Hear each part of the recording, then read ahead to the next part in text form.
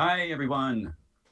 Uh, Welcome back. It's going to be great because we will dig into the modern Muller-Breslau method using GeoGebra, the tool that seems to be made for this method. So get pumped up. It's going to be great. I just got back from the skate park, Super Surfer Skateboard Club of San Luis Obispo. And I'm in a good mood. Let's recap where we are headed. How will you solve your etude? I will share the screen and recap a typical type of problem that I'm hoping to see. Something like this. I want a cantilever. Now, the reason I want a cantilever is because it's slightly tricky if you're looking for the left vertical reaction. It is slightly tricky to establish where that prop, that interior support is, because the elements don't stretch. So the element goes up on one end, the element goes up on one end, and this piece does not get longer. Now, the way Heinrich did this was he just lifted up the left piece, the left support, and he kept the right support where it was originally. So imagine that the prop does not move, and this goes up. I can show it to you in GeoGebra quicker because Heinrich and I have argued about this many times, and I use GeoGebra. And he says, das ist gut. And you'll see that's the hardest part of the etude. But once you get that, lots of things open up. This story about chords are your friends will open up. All of these ideas will be transferred to each and every etude throughout the entire course, except for floors, where we have to go back to the classic method. Okay? I don't know if we have to, but we will. So how do I set up something like that? Well, first of all, the thing that you really do need to think about is we replace uniformly distributed loads with equivalent concentrated loads. How do we do that? We integrate functions. I made you nervous. No, we don't do that. We kind of do that. We get this dot. The robot to get a dot, and that dot is the centroid. I don't even know if I did that right, that integral. It's not just the integral of the function. It's the first. Anyway. Okay, so let's get this going. Let's get this show going, as they say. I will open up GeoGebra, and we'll just start from scratch like we always do, which is really a good way of keeping that workflow constant. You may have your own workflow. Maybe your workflow will be better than my workflow, but I will demonstrate my workflow. I always make the font larger. I always turn off the labeling. I always close algebra, and I always reopen algebra, and I almost always say left is equal to 0, 0, and I always fix these. So it's a right click, object properties, the fixed object, and now I cannot accidentally wiggle it. Now, at this point, lots of choices.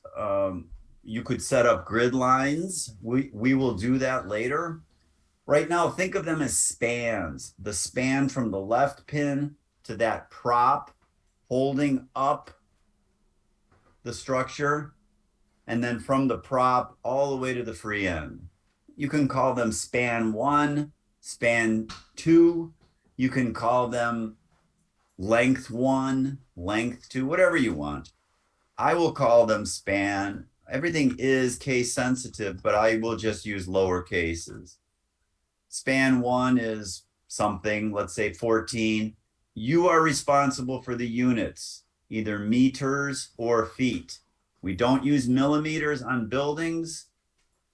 We don't use inches on buildings. Millimeters and inches are reserved for the elements, not for the spans, for the cross-sectional properties of elements. Let's define a prop, and I like that word prop so that you remember that it is literally propping it up. There's more structure past the prop. It is left plus parentheses span 1, 0. Of course, that is case sensitive. Similarly, I will need a span 2. Let's make that smaller. Perhaps this is the balcony on your fancy building. And then finally, the right end will be the prop plus span 2 and 0. I want to reorganize this immediately, so I will sort it by object type. And now, as we said last time, you may want to change these icons, and it may disturb you that they're on the center line. That's actually much, much more correct to leave it on the center line. From a mathematical point of view, with my main man, Otto Moore, and Heinrich Muller Breslau establishing that the theory is on the center line. That's reason number 1. But a better reason is that my lines must pass through these key points. My circles must be centered on these key points. Visually, if you want to put in a left fake point that seems to support the beam from underneath, that's fine, but I don't want to do that right now, and I discourage you from doing it. But if you really want to do it, you could do it. I do it sometimes myself. So here it is on the center line. This is the roller. It's on the center line, and it does, I don't want it to be a hollow circle. That would be bad. That would look like a hinge. And this is fine. I can close these. I could put in 2 spans now. That might be really helpful. Or I could just put in 1 segment. Maybe I'll just put in 1 segment right now, and I'll talk about the spans shortly. 1 big segment that shows my original beam. If we have a load that looks like this, if we have a load that looks like this, then we must establish the centroid. But for us, the centroid is the midpoint. The midpoint. So you could just simply establish the midpoint and establish the magnitude of that load, which would be that force per length multiplied by the span on which it is acting. And if there are different forces per lengths, it would be the force per length number 2 multiplied by span number 2. That's the magnitude of the force, and where it is at the midpoint. I don't want to do that right now. You could do that if you want, but I don't want to do that. I will simply put a load point on, and I'm going to immediately change the iconography so I could see it really clearly, and hopefully you could see it too. I think you could see that. And I will simply put 1 on the interior span and 1 on the exterior span. It's not glued to a stopping point here. It could be, but right now I'll just keep 1 on one side of the prop and 1 on the other side of the prop. I will rename this as load point 1, and I will rename this as load point 2. You could put the arrows on if you want. You don't have to, but it's so much fun that I think you should. apply some loads. Let's call this F1. A load is a force. That's why I used F for load. F1 is, doesn't matter at all what it is. Let's say it's 12,000 units of force. That could be pounds in the United States, kilonewtons everywhere else. Let's say it's lighter on the balcony, maybe 6,000, something like that. F2 is 6,000. Now I like to use the slider for the scale factor. Oops.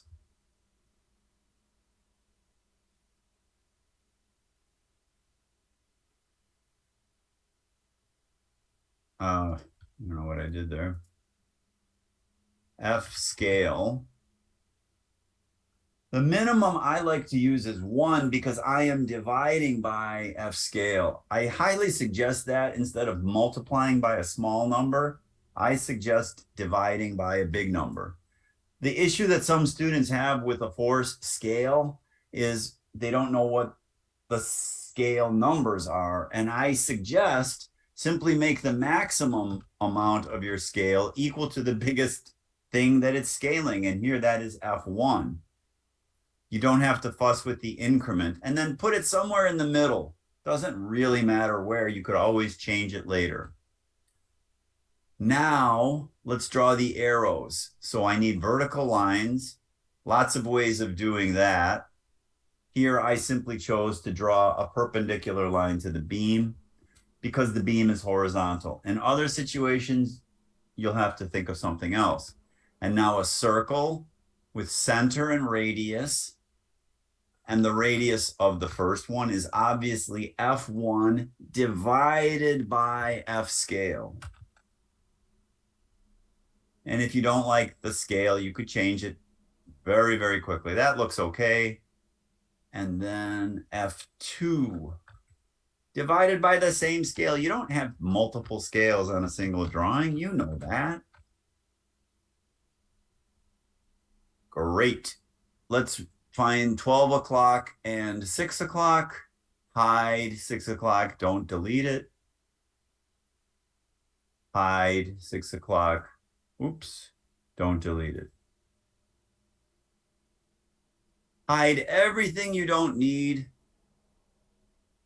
Don't delete it. Draw a huge, visible force vector arrow. Looks great. And I even removed the 12 o'clock point for elegance, the third E. I'm very happy with this original shape. You don't need numbers here. You don't need to show me what the numbers are or the spans. Today's etude is simply qualitative. I'm asking for the perturbed shape for a moment. For a moment. Now, this is slightly complicated, so now be careful. There's lots of ways of doing this. First of all, I'm going to hide this because I don't need it anymore. I will put a cut point on the member, and I don't like that icon. I'm going to change the icon to something that I do like because that is not a load point. That is a cut point. And in fact, I will rename it as cut point. Now, the cut point can be anywhere. Let's just put it somewhere. The next thing is important, and I want you to do it in this manner, unless you have something better. And there are probably better ways of doing it. There might be more efficient ways of doing it.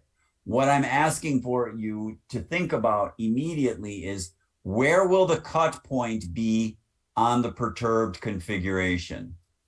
Let me go back to the PowerPoint and show you what I mean.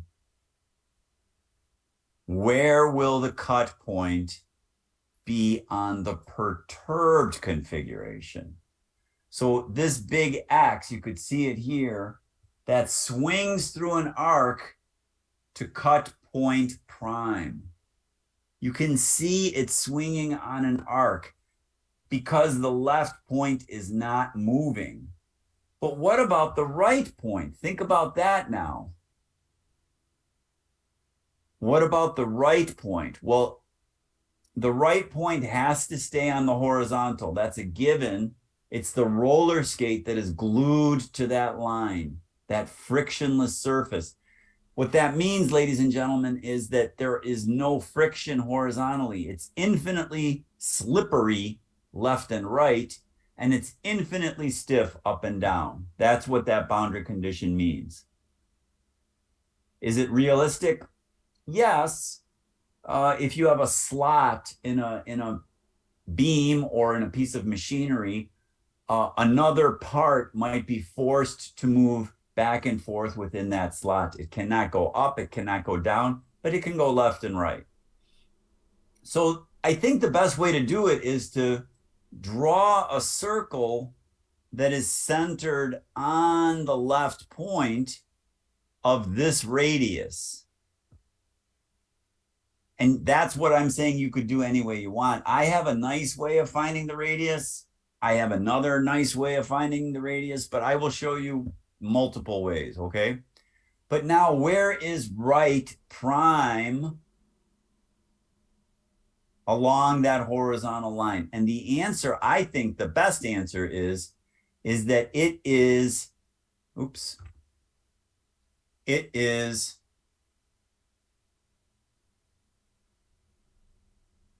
this radius here from the cut point prime. Now, where is that? What is that radius? That radius is this. Can you see that? I established that radius from the right, and then I apply that radius centered on the cut point to find right prime. I don't know where right prime is. If you could think of something better, go for it. But until that, I win. Until that moment, I win. I love winning.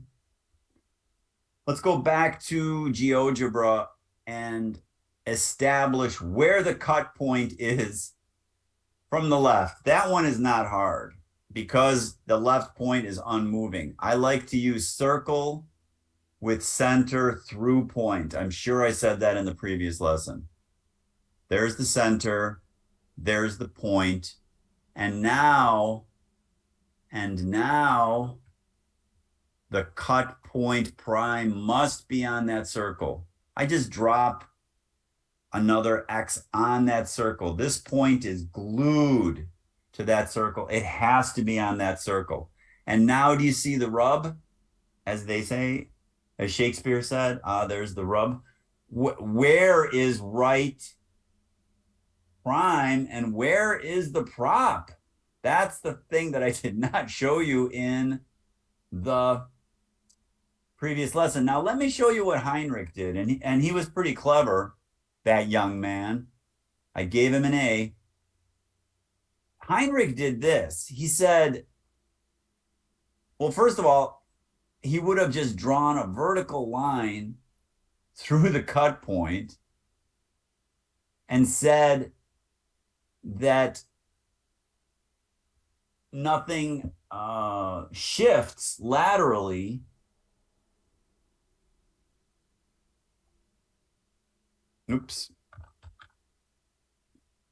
Sorry for the digression, but it is a GE. Heinrich did this. He said, I'm going to call that first segment a stretchable segment. And notice what happens. At the end, it's the same, but it's super easy to measure these numbers because you know where you are horizontally. That's what Heinrich did. And then he made it even easier by making delta equals to 1. Not 1 radian, just 1. That guy was amazing. But we're not going to do that. The reason why we're not going to do that is that we need a more general method which accounts for lateral loads. And that is the modern Muller-Breslau method. So this is the new perturbed shape. It's different than what Heinrich wanted. And now I need to find out where is the prop? It's not where it was. It has to slide laterally because the elements do not stretch. So there's a lot of different ways of doing it. One way is this. I'll show you. I'll hide this now. One way of doing it is to get this segment. And this is not a bad way of doing it, to get this segment. And let's call that something like L cut to prop, something like that. I can draw a circle centered on cut point prime of radius L cut to prop. And I can look, where does that circle, where does that circle intersect that frictionless horizontal line?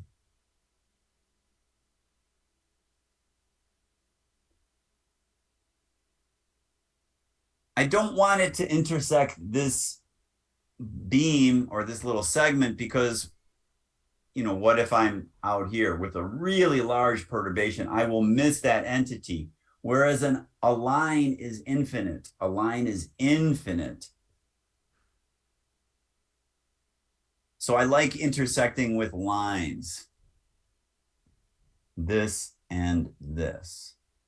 And that would be not this icon, but the new icon.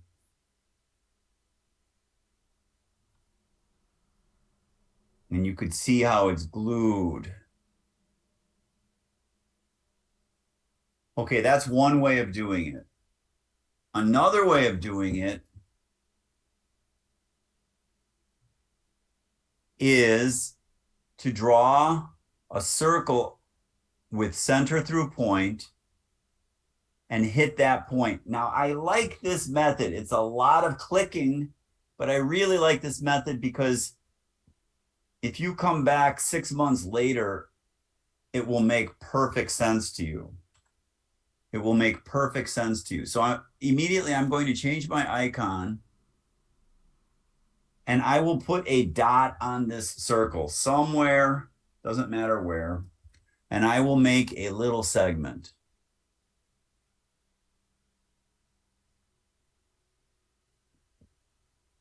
And I will call this radius 1, something. Doesn't matter what you call it. Now let's get that line back on y equals 0. And you'll see what happens. I will take a circle centered on cut point prime of radius 1. And here, I hope you can see what's going to happen.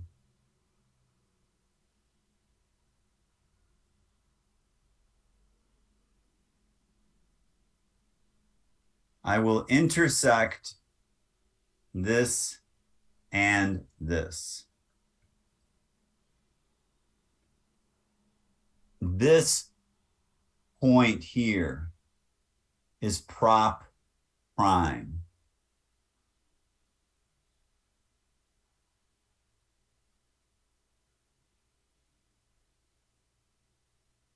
I'll ghost the original one.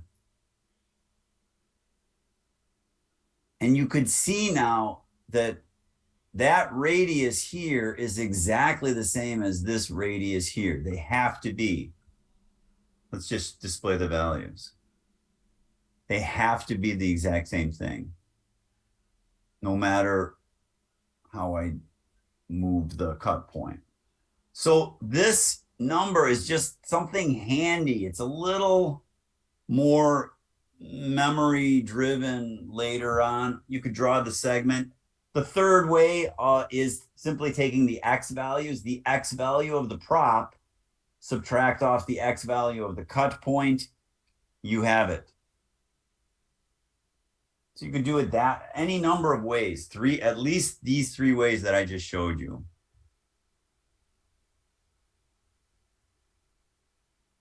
I will hide my helpful hint. That's all this was. But now the question is, where's the right end of the beam? Where's the right end of the beam? This looks great up to the prop. So how far is the right end of the beam? I'm giving you a hint here. How far is the right end of the beam from the prop? Look in the algebra window. How far is the right end of the beam from the prop? Yes. Excellent, student. It's span 2. So I know that a circle centered on prop prime radius span 2 is great. Now all I need to know is where on that circle is it? And that's not hard. I think the best way is simply drawing the line through here and then finding that intersection. That doesn't seem too hard to me. Oops. Maybe you can think of something better. And there's spurious intersections that we don't want. I'll leave that line up for a second because I think that line is super helpful to compare what we're doing today with the modern method versus what my main man Heinrich did in 1870.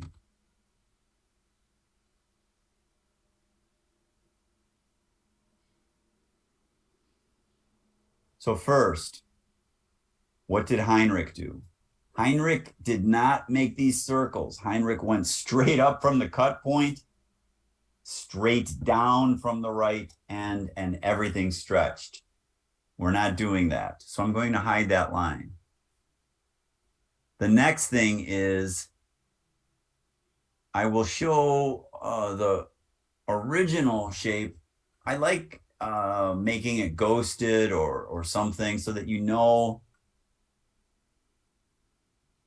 that it's no longer there.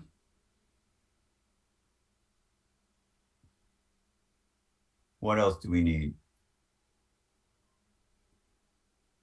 Well, I think we need to pause and look at this. What does this sound like? Let me zoom out a little bit. What does this sound like to you? This sounds like money, money, money. I am a robber baron in the Industrial Revolution. This is the basis of the Industrial Revolution, this kind of reciprocating engine that is tireless, that is perfectly precise, that is belching out noxious fumes and making me money. Yes, the Industrial Revolution could not have happened without GeoGebra. That is a fact that you learned in your general education class. Don't you dare tell anybody that fact. It's a mechanism. That is a fact. I'm not joking there. This is a mechanism. My mechanical engineering friends make careers out of creating mechanisms. Structural engineers and architects make careers out of preventing mechanisms. Everybody's dead if this happens. So think really hard about what I just said there. I think there's some profundity somewhere, but I'm just thinking about money at this point. So I need to stop and get this problem finished. So the first thing let's do is figure out where the loads are on the perturbed structure. Can you do that in your head? I think you can do it for the load point 1. Now you can't make this super general. If you're an architectural engineering student and you're dying to make this general, don't. Just say, okay, this is valid for the load left of the cut point and for the load to the right of the prop, something like that. Now, why do I say that? Well, the easiest way of getting the perturbed load on the perturbed beam is through a chord. And what is that chord? It is the length from left to load point 1. But that point moves in an arc. So again, I really like using the circle with center through point. There's the center and there's the point, and you're done. That has to be where load point 1 prime is, at the intersection of these two. Immediately change the icon so that you remember what you just did. Rename the point immediately as load point 1 prime. You could draw the arrow. I'll show you how to do that, but that's not super important right now. The next thing is super important. Where is load point 1? Where is load point 1? Excuse me. Where is load point 2? This one, the second one, on the perturbed beam. Well, there's lots of choices. Again, you could key off of the right point and march. You could key off of the prop and march. Then transfer that information from right prime or from prop prime. I think either way is fine. Let's do it from the right. And let's use my clunky circle. If you don't like it, yeah, you could find something better. What would be better? You could take the X value of the right minus the X value of the load point, and that's better. I'll do that for you. What else could be better? You could make a segment between these 2 points, between load point 2 and right, and use that segment. I'll do that for you. But I didn't do either of those. I did this because I like it. If you don't like it, don't do it. How often do teachers tell you that? I will call it radius load 2 or radius load point 2, something like that. Then I will draw a circle centered on the right prime. Radius is radius load point 2. That was a lot of clicking. Let's rename it right now as load point 2 prime. Let's change the icon and make it very visible.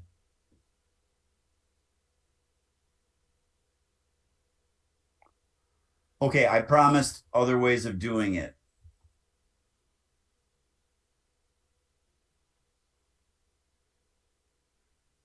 Another way of doing it is this. You can go from prop to load point 2 with a segment. And let's call that radius check or something like that. Radius check. Now draw a circle on prop prime of radius check.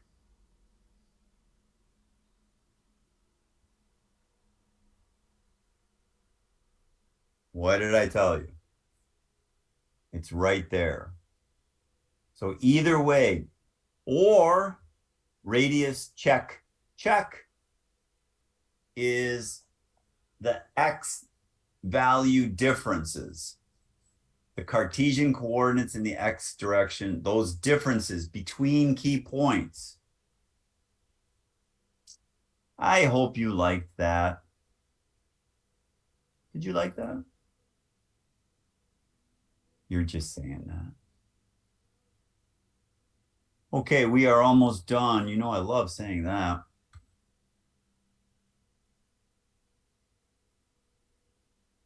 Let's test our program first of all.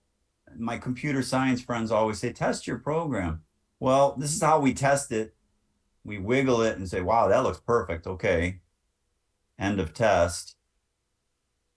There's one more wiggle this way. Now be careful. See what happened there? It's not super general purpose. That load just disappeared. So it's not general purpose. This is not a general purpose program. It's for a limited study. That's why I call them etude. Okay? Now we're almost done.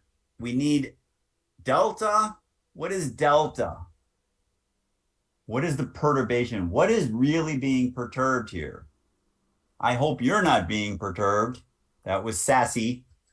You're not being perturbed. It's the angle between members on either side of the crack that you induced. It's that instability.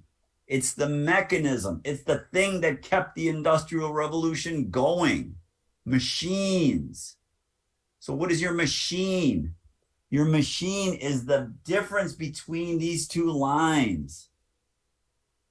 There's other ways of doing it, but what you need to do is capture this angle in here. And fortunately, it's literally a push of a button. It says angle, select 3 points or 2 lines. I'm going to select 2 lines. Angle, select 2 lines.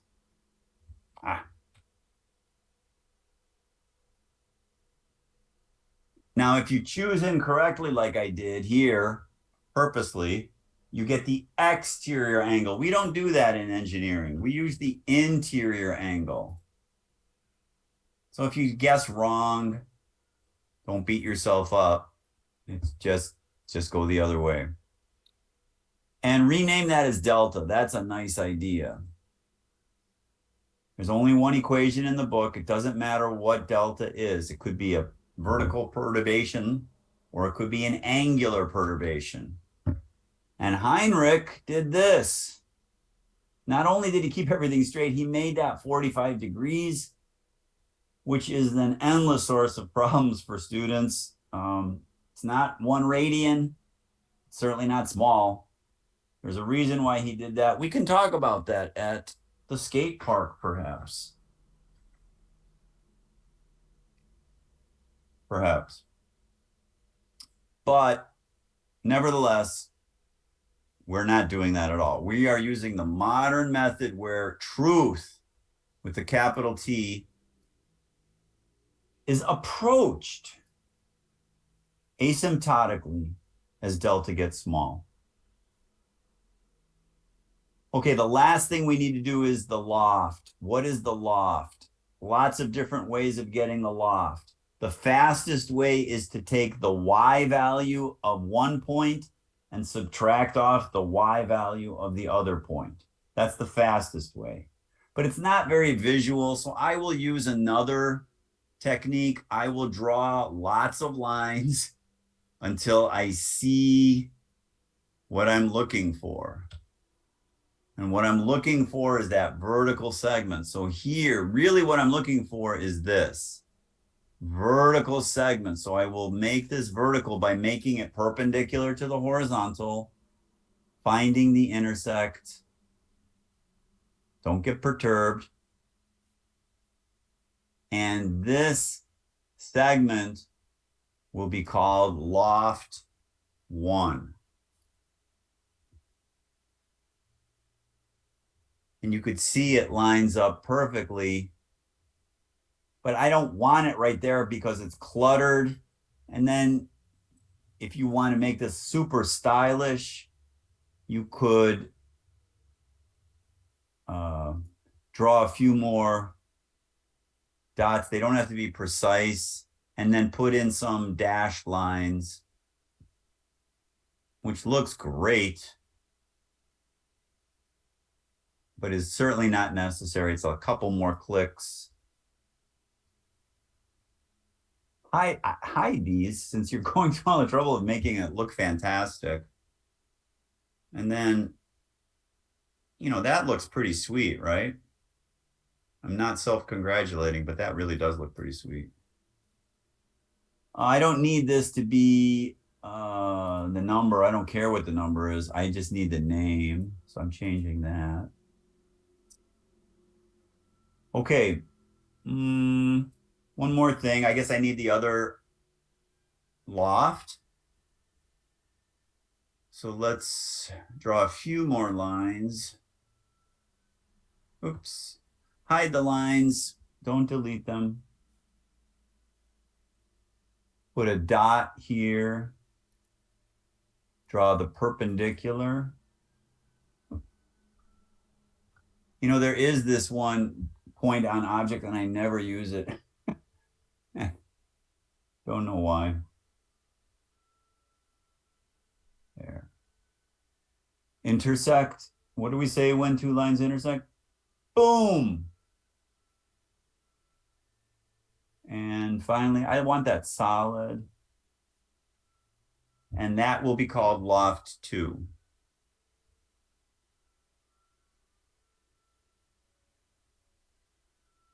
If you want the little hashed lines, you could do those, but I won't put those in right now.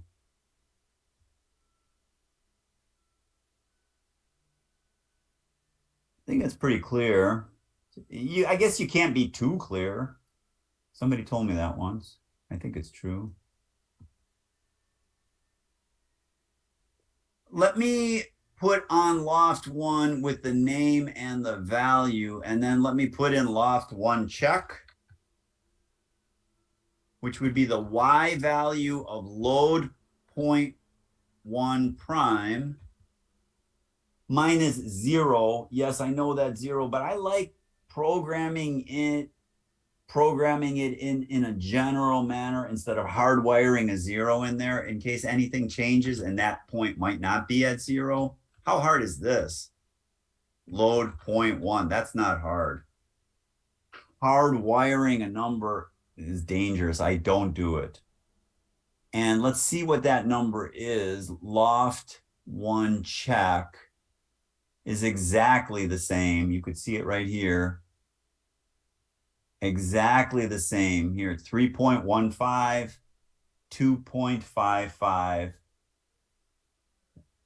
And that's a test of your program. And you could certainly do the same thing on the other side for the lofts. Now, somebody's going to try to be super general, and I would urge you not to be super general.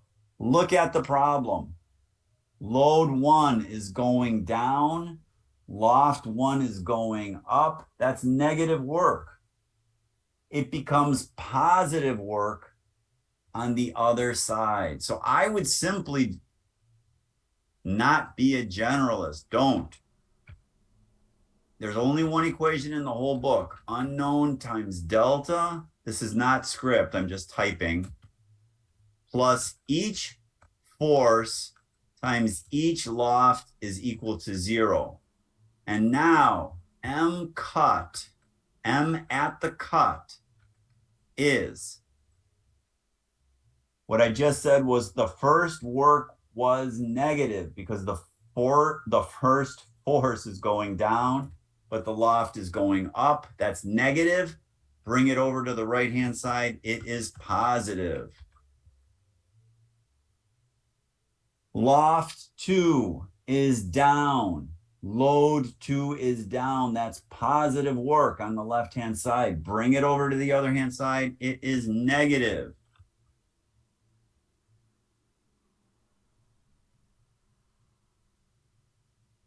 and divide by delta. And Heinrich wanted you to divide by 1. I don't want that at all. This is the modern method. This is what I want for your etude. Now, I don't only want this picture. I want a few of the intermediate steps. I don't need a theoretical answer. You could put the arrows on the perturbed shape. It doesn't take a lot of effort, and it's really nice. Let's draw some vertical lines. You don't want to do it. You don't have to. What do you have to do? F1, you have to divide by a force scale. That you have to do. And this is F2 divided by the force scale. Find 12 o'clock, find 6 o'clock, hide 6 o'clock. Hide everything that you do not need. Draw big, bold arrows. Hide the little dot there. And ghost, you may as well, you're going crazy. Ghost the original ones. Even ghost these, why not?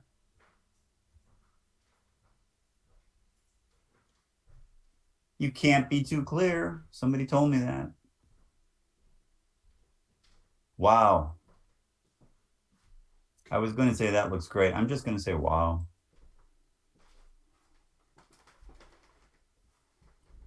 I sincerely hope that someone is taking a towel right now and wiping their heads, saying, wait, the moment is the force times the vertical distance?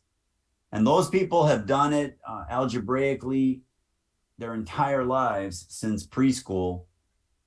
And we don't do that no more. Okay, so your head must be exploding. If you're a dairy science student and you've never seen it before, your head is probably not exploding from the fact that the moment is the force times the parallel distance. But I'm sure some architectural engineering student, and I'm sure some architecture student will explain to you the earth-shattering nature of this revelation.